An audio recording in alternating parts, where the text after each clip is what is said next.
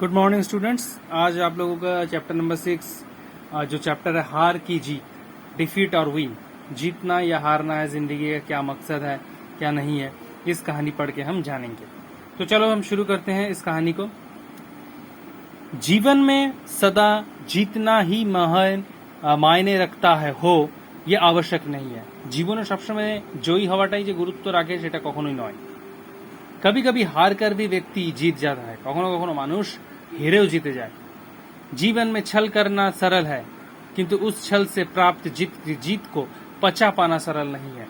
জীবনে ছল প্রতারণা করা কিন্তু সহজ, কিন্তু সেই ছল প্রতারণা নিয়ে জীবনে বেঁচে থাকাটা কিন্তু খুব কঠিন। विशेषकर जब हम किसी को विश्वास के छेलते हैं, যখন কারোর বিশ্বাস ভরসাকে কিন্তু আমরা যখন প্রতারিত করি বা ছলনা করে থাকি। कुछ इम्पोर्टेंट या कुछ महत्वपूर्ण उक्ति हमने इस कहानी से सीखा है, ये देखे हैं कुछ लाइंस। ये जो लाइंस वेरी इंपॉर्टेंट है जिंदगी के लिए।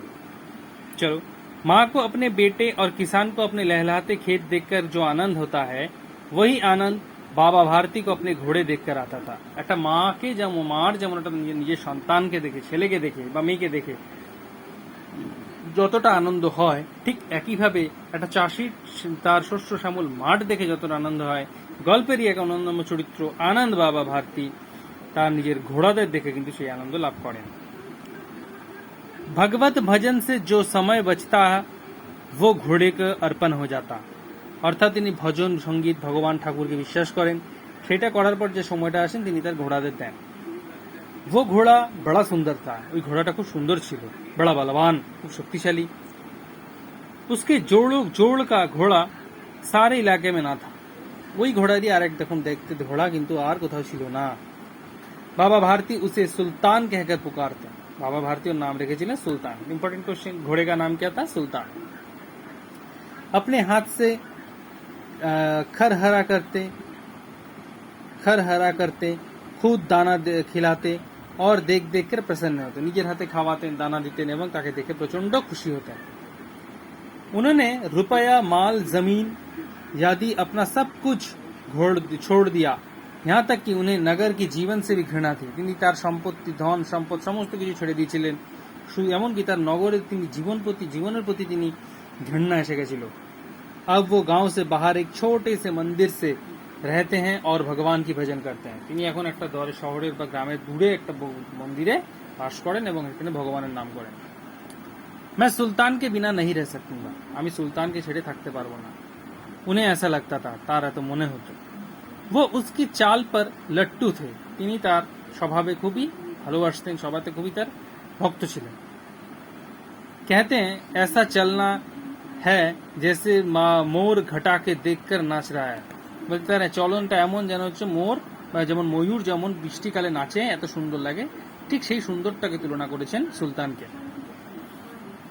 जब तक संध्या समय सुल्तान पर चढ़कर 8-10 मील का चक्कर ना लगा लेते उन्हें चैन नहीं आता। তিনি সুলতানের পিঠে ওঠেন, 8-10টা চক্কর ঘুরে আসতেন, ততক্ষণ তিনি শান্তি পেতেন না।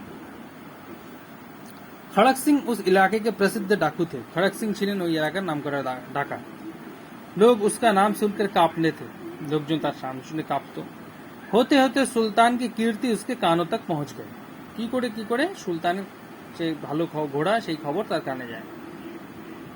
उसका हृदय उसे देखने के लिए अधीर हो उठा, तार हृदय खूब इच्छा हो उठा सुल्तान के देखबे। वहां एक दिन दोपहर के समय बाबा भारती के पास पहुंच गए और नमस्कार करके बैठ गए। बाबा भारती के गेलेन एवं नमस्कार करे तार काছে বসলেন।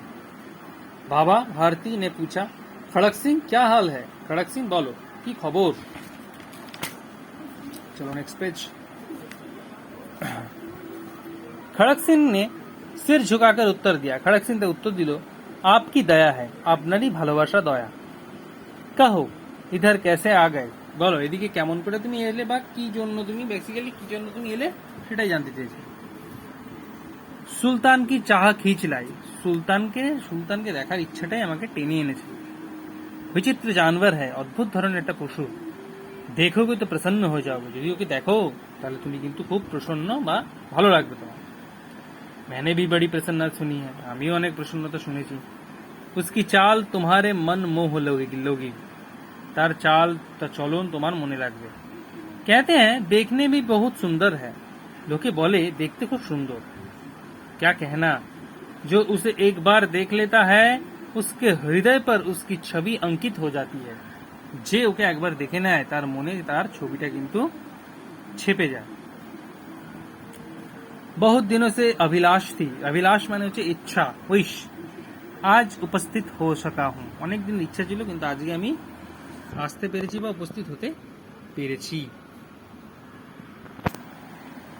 नेक्स्ट लाइन की আছে, बाबा भारती और खड़क सिंह अस्ताबल में पहुंच गए। अच्छा, अस्ताबल হচ্ছে ঘোড়া থাকার জায়গা, one place where horse lives, ठीक है जी, हॉर्स के रखा है, बेঁধে रखा है, সেখানে পৌঁছলেন।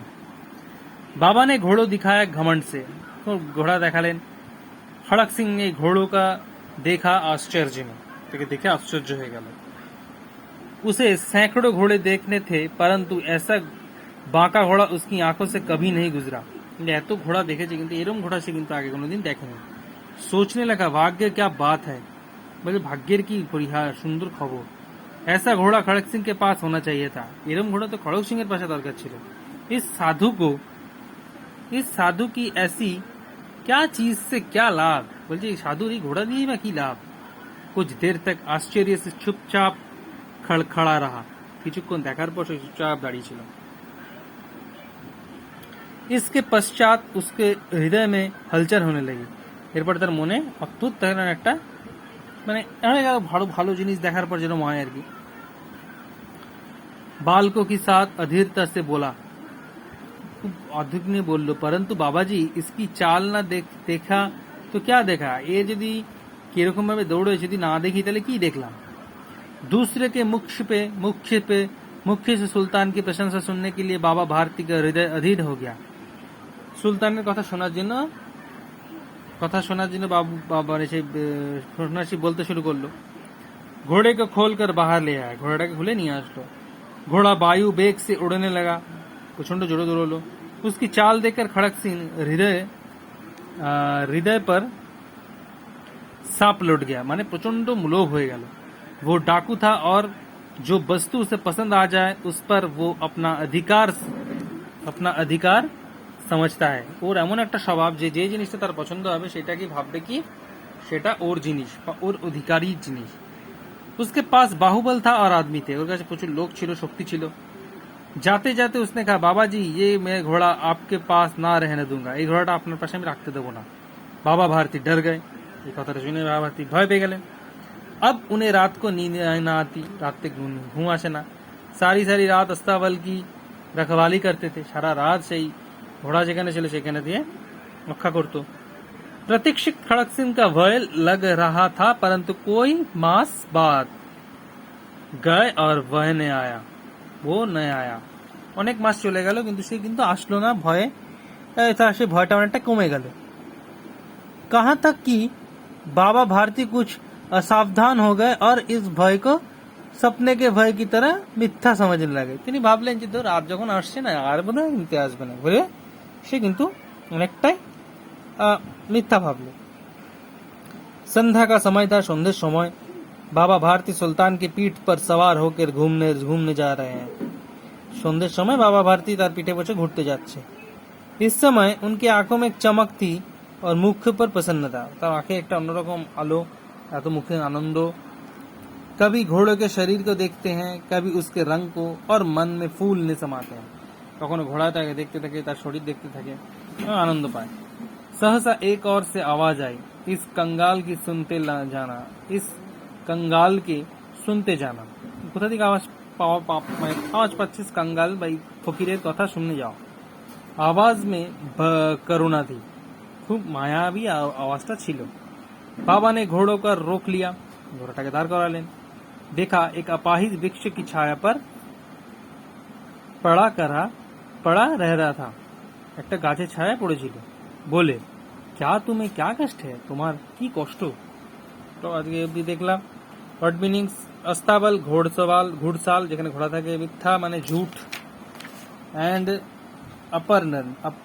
अर्पण মানে ন্যায়াচার, অর্থাৎ মানে কি বলবো এটাকে, अर्पण মানে ন্যায়াচার মানে হচ্ছে নেছাওয়ার মানে কোনো কিছু দিয়ে দেওয়া। ঠিক আছে, এই হচ্ছে আজকে এই পর্যন্ত ফার্স্ট পার্ট। তোমরা ভালো করে পড়ো, পড়ে কিছু যদি বুঝতে না পারো আমায় জিজ্ঞেস করো।